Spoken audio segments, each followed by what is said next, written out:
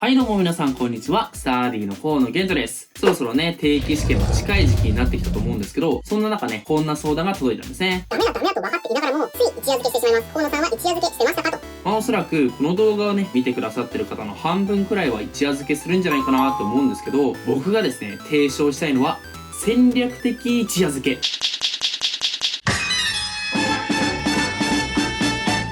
一般的に一夜漬けって良くないこととされてますけど、僕自身ね、結構一夜漬けやってきて、しかもね、あえてね、一夜漬けやった時もあるんですよ。ということでね、そんな僕の経験も踏まえて、戦略的に一夜漬けしていくといいよという話をしていこうと思います。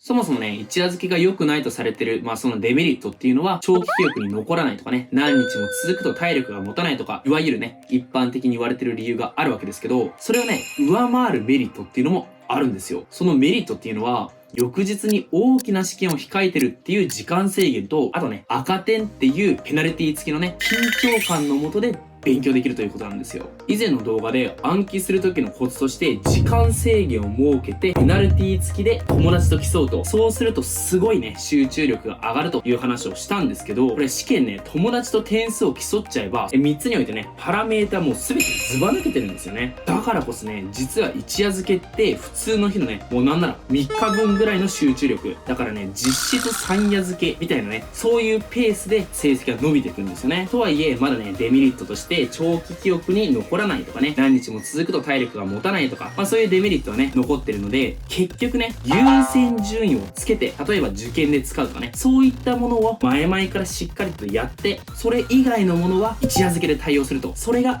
戦略的一夜漬けなんですね。僕自身ですね、司法試験と東大学部のね定期試験が被ることがあったんですけど、その時ね司法試験の勉強に全力を尽くしたかったんですよ。そこで東大医学部の試験の方は友達にね、何日前から勉強すれば最低限ギリギリ赤点を回避できるかっていう情報だけ聞いて、そこまでね一切手をつけなかったんですね。そうすれば司法試験の勉強はしっかりとできると。で東大学部の試験の方はそっからねギリギリっていう風に友達に言われてるわけだから、やばいギリギリなんだっていう程よい緊張感のもと集中して勉強できるので、短期のうちにパッと乗り越えることができるんですよね。そもそもねこの戦略的一夜漬けによって一夜漬け自体が減らせると、そういうこともあるんですよね。なんか矛盾してるように聞こえるんですけど、どういうことかというと、なんで一夜漬けになってしまうかって言ったら、前々から勉強しないから。じゃあなぜ前々から勉強しないかっていうと、あまりにやるべき量が多すぎて何から手をつければいいかわからないということで、結局全く手をつけませんっていうね、そういう人も多いと思うんですよ。だからこそ最低限これは非常に重要だから前々からやっておくべきだというね、量を絞ることによって